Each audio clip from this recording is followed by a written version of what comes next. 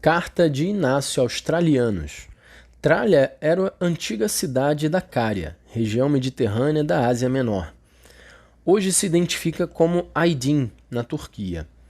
Tinha grande importância por se constituir numa encruzilhada. Depois tomou o nome de Seleucida.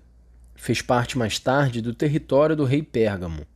Devastada por terrível terremoto, foi reconstruída pelo imperador Augusto, com o nome de Cesareia, em sua homenagem. Saudação.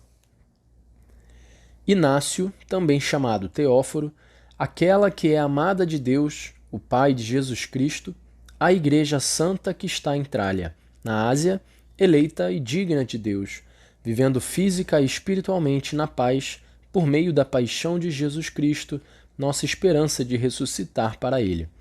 Eu a saúdo, em toda a plenitude, à maneira dos apóstolos, e lhe desejo a maior alegria. Elogia aos Trallianos.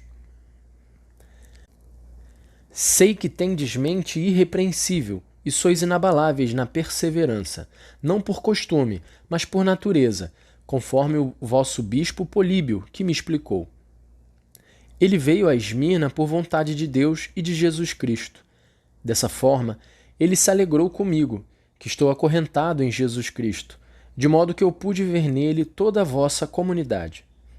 Tendo, portanto, recebido por meio dele a benevolência divina, dei glória a Deus, pois constatei, como já o sabia, que sois imitadores de Deus.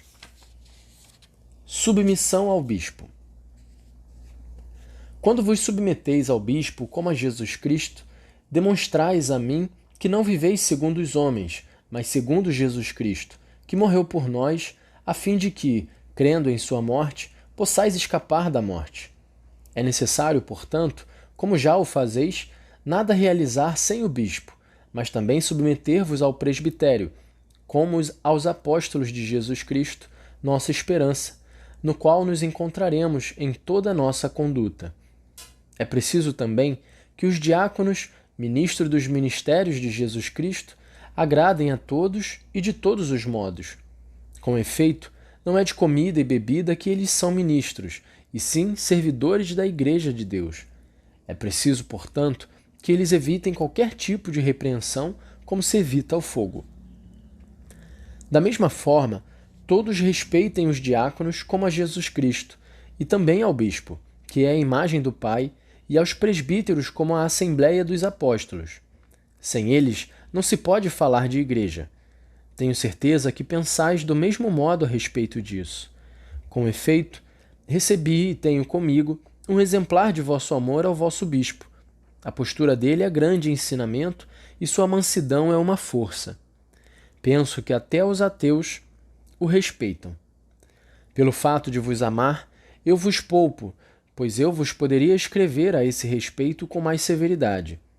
Sendo um condenado, eu jamais pensaria em vos dar ordens como apóstolo. Penso muitas coisas em Deus, mas limito-me a fim de não me perder em vanglória. De fato, sobretudo agora, é preciso que eu tema e não dê atenção àqueles que me enchem de orgulho. Aqueles que me falam assim, na verdade, me flagelam. Desejo sofrer, mas não sei se sou digno disso. Minha impaciência para muitos não transparece, mas me combate muito. Necessito de mansidão, que pode destruir o príncipe deste mundo. Poderia eu escrever sobre as coisas celestes? Temo, porém, fazer-vos mal, pois ainda sois crianças. Perdoai-me. Não podendo assimilar, poderíeis sofrer indigestão. Quanto a mim, embora esteja acorrentado e me seja possível conceber as coisas celestes, as hierarquias dos anjos, os exércitos dos principados, as coisas visíveis e invisíveis, não sou ainda discípulo. Faltam-nos muitas coisas para que Deus não nos falte. Fugir da heresia. Eu vos exorto, portanto, não eu propriamente, mas o amor de Jesus Cristo, a usar somente alimento cristão, abstendo-vos de toda erva estranha, que é a heresia. Aqueles que, para terem crédito, misturam Jesus Cristo consigo mesmos, são como aqueles que oferecem veneno mortal misturado com vinho melado. O incauto o toma com prazer, mas nesse prazer nefasto lhe dá a própria morte. Cuidado, portanto, com essas pessoas. Fazei-o sem vos encher de orgulho, permanecendo inseparáveis de Jesus Cristo, Deus, do bispo e dos preceitos dos apóstolos. Aquele que está dentro do santuário é puro, mas aquele que está fora do santuário não é puro. Ou seja, aquele que age sem o bispo, sem o presbitério e os diáconos, esse não tem consciência pura. Não é que eu tenha sabido algumas coisas desse tipo a vosso respeito, mas pelo amor que vos tenho, eu vos advirto, prevendo as ciladas do diabo. Portanto, armai-vos com doce paciência e recriai-vos na fé, que é a carne do Senhor, e no amor, que é o sangue de Jesus Cristo. Ninguém de vós tenha coisa alguma contra o seu próximo. Não deis motivos aos pagãos, a fim de que a multidão de Deus não seja blasfemada por causa de alguns insensatos.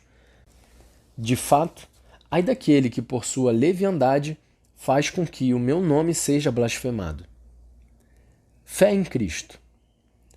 Sede, portanto, surdos quando alguém vos fala sem Jesus Cristo, da linhagem de Davi, nascido de Maria, que verdadeiramente nasceu, que comeu e bebeu, que foi verdadeiramente perseguido sob Pôncio Pilatos, que foi verdadeiramente crucificado e morreu à vista do céu, da terra e dos infernos. Ele realmente ressuscitou dos mortos, pois o seu Pai o ressuscitou. Da mesma forma, o seu Pai ressuscitará em Jesus Cristo também a vós, que nele cremos, e sem o qual não temos a verdadeira vida.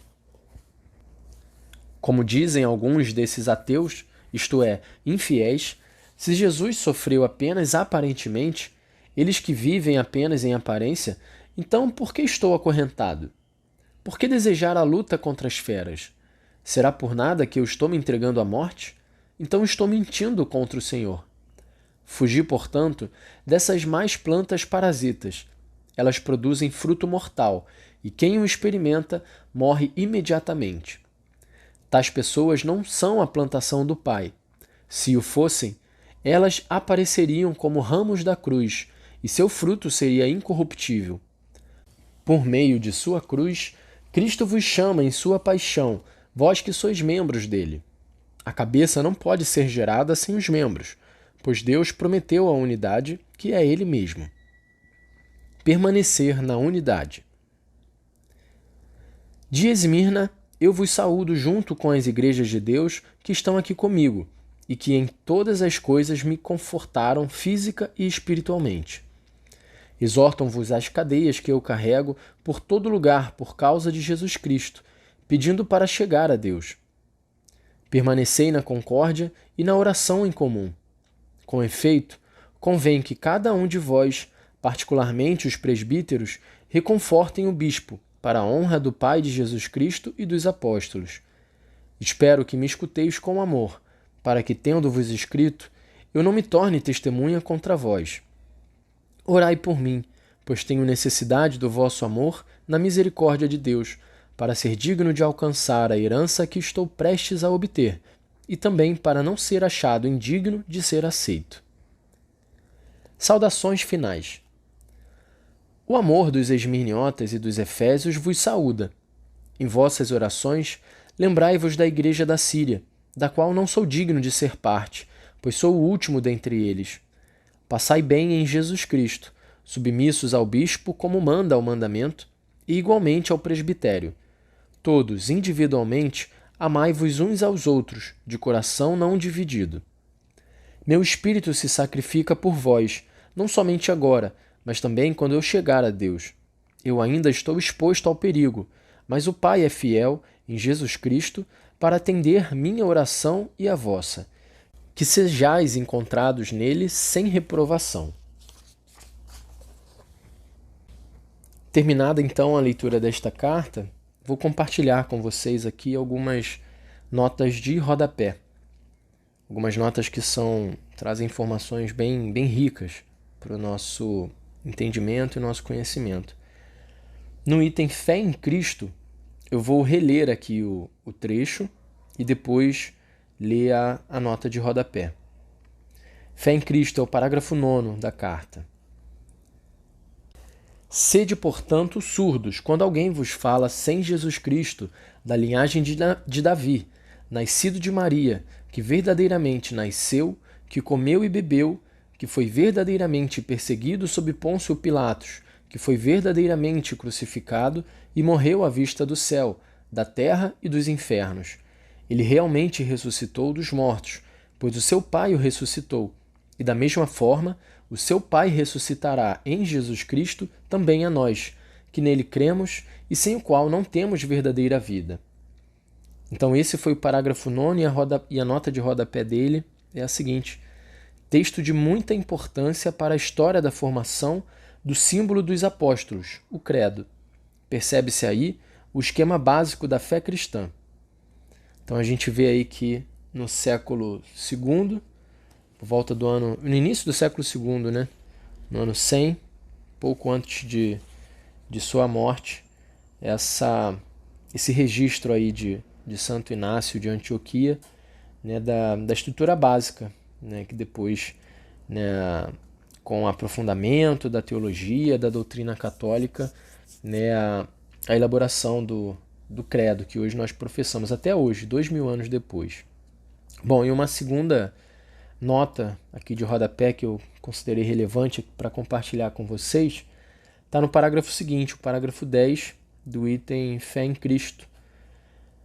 O trecho é o seguinte: como dizem alguns desses ateus, isto é, infiéis, se Jesus sofreu apenas aparentemente, e aí aqui vem o ponto da nota, e a nota é a seguinte: Inácio se refere aos docetas, contra os quais também João havia falado na primeira e na segunda cartas.